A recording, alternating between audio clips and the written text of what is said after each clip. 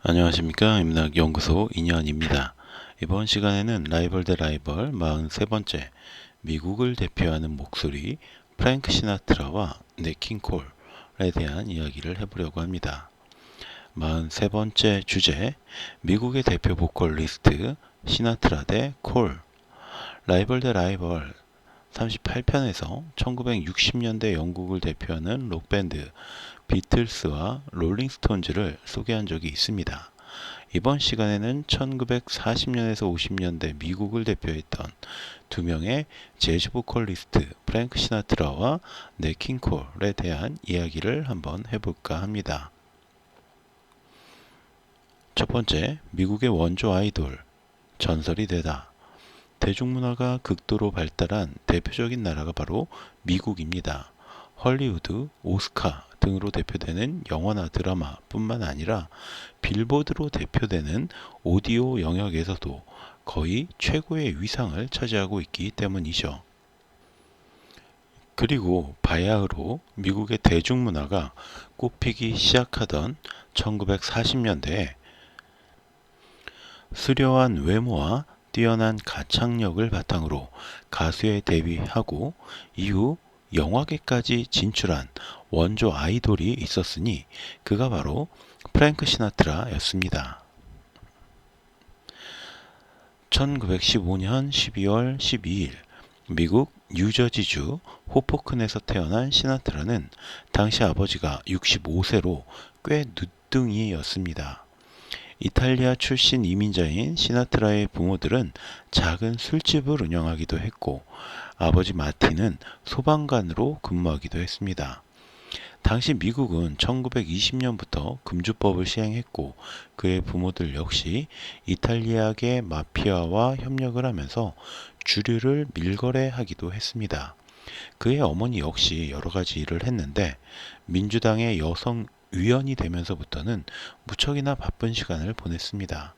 덕분에 어린 시절 시나트라는 경제적으로는 풍족했지만 늘 혼자인 날이 많았죠.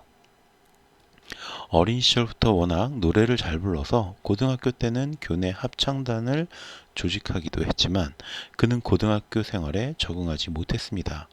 결국 고등학교를 자퇴한 그는 빙 크로즈비와 같은 가수가 되겠다라는 꿈을 지닌 채 뉴욕으로 향하게 됩니다.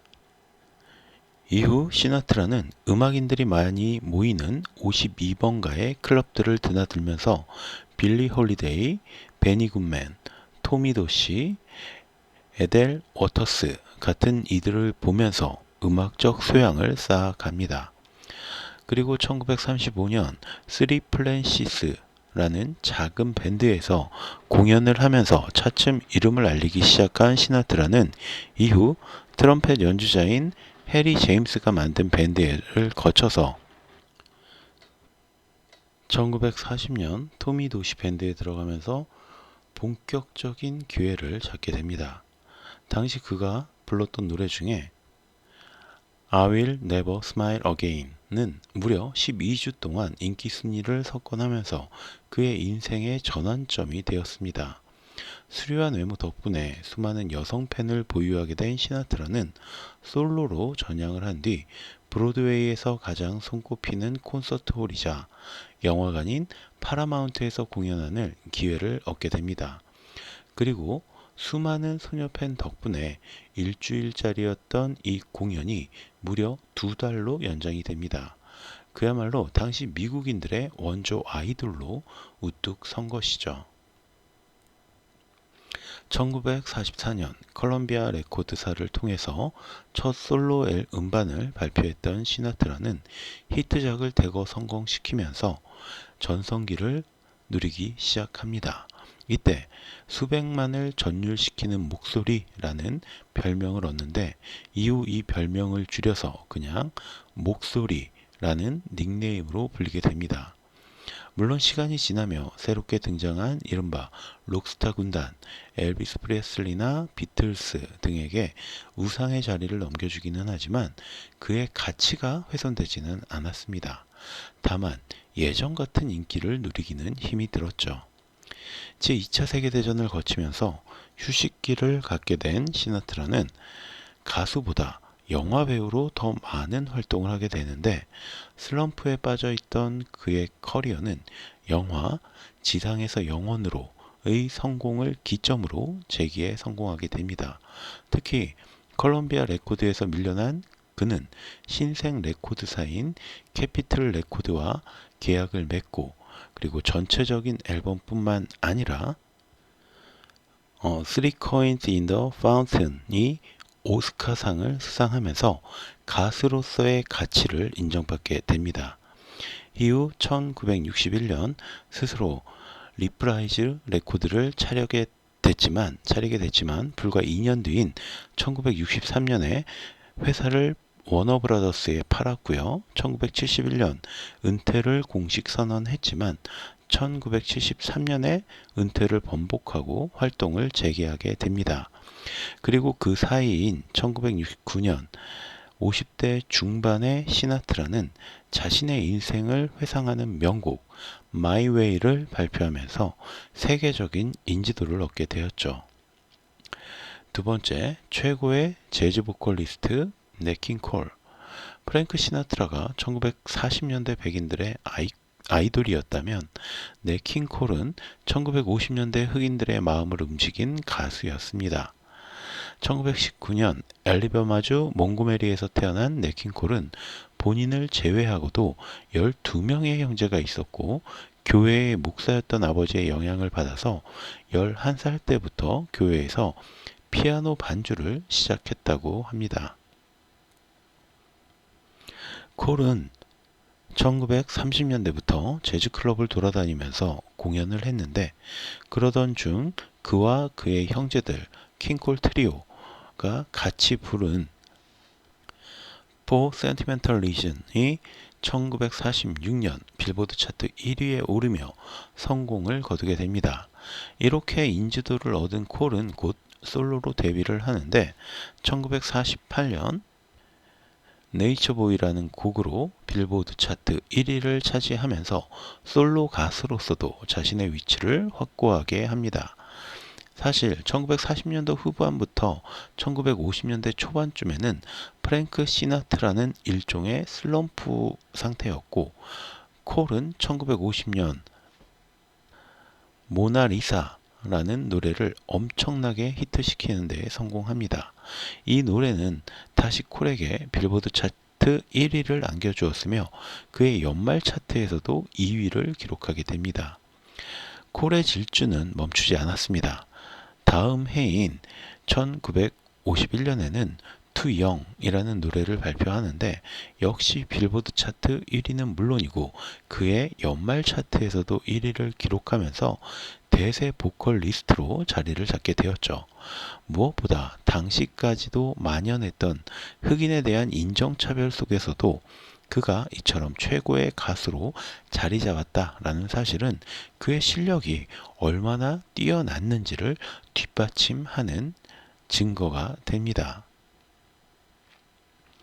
시나트라도 그랬지만 50년대 60년대에 불어닥친 로큰롤의 광풍을 온몸으로 버텨 이겨냈듯 콜 역시 비틀스와 엘비스 프레슬리라는 시대의 아이콘들에게 눌리지 않았습니다. 데뷔 초기 피아노, 기타, 베이스의 심플한 편성으로 이루어진 재즈밴드 넷 킹 콜 트리오로 활동을 하다가 스탠더드 팝으로 넘어갔던 그는 1950년대 중반 이후 이른바 스탠더드 팝의 왕자를 내려놓고 정통 재즈 앨범 애프터 미드나잇을 발표하면서 재즈 보컬리스트로 복귀를 하게 됩니다.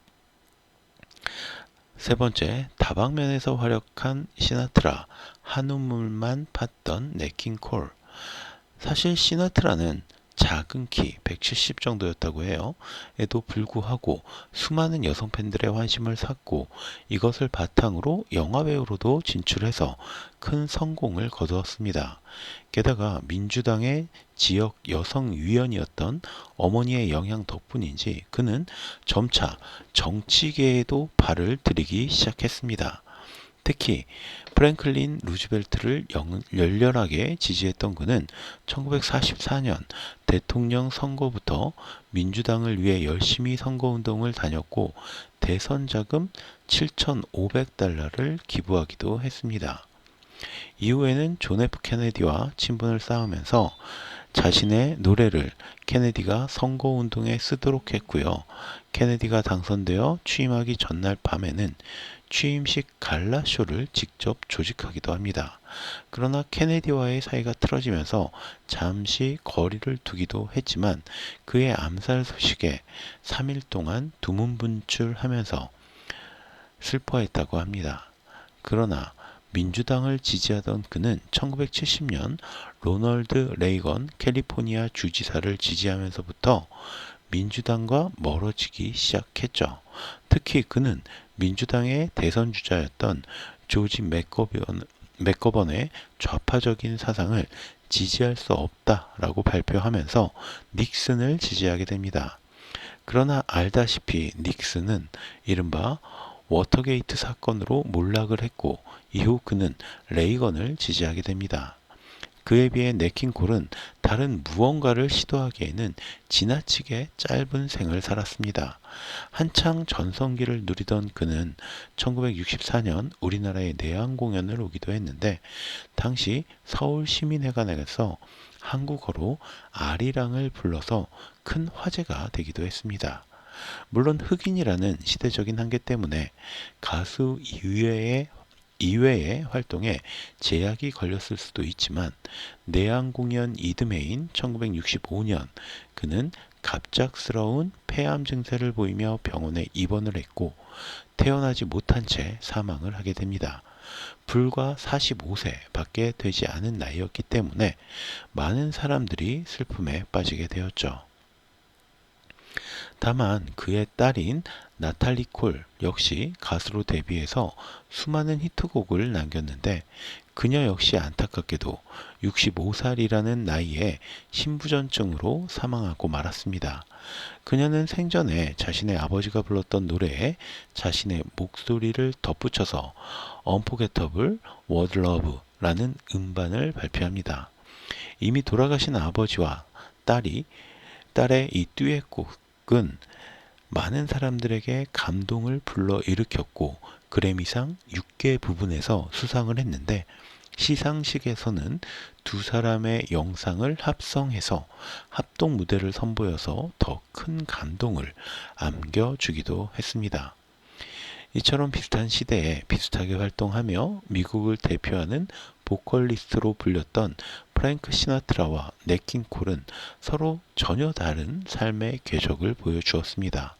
가수로서의 성공과 인정이라는 측면에서는 비슷했지만 흑인과 백인, 다방면 진출과 외길 인생, 장수 82세와 단명 45세, 단신 170과 장신 185 등 참 많은 부분에서 달랐던 라이벌이라고 할 수 있습니다.